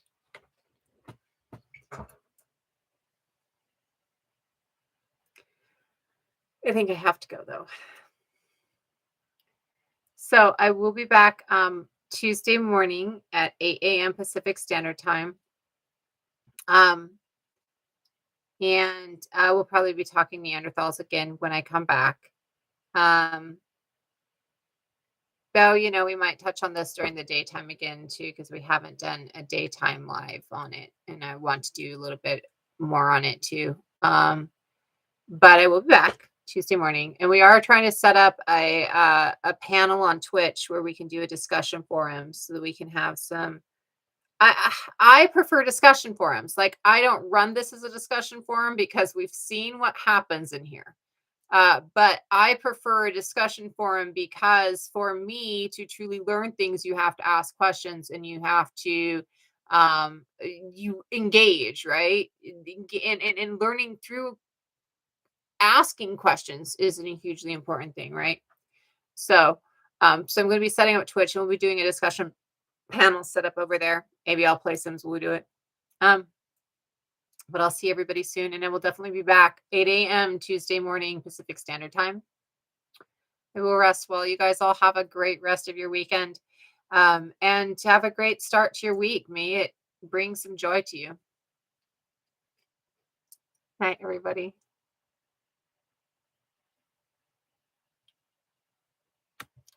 Good night, those still here on YouTube.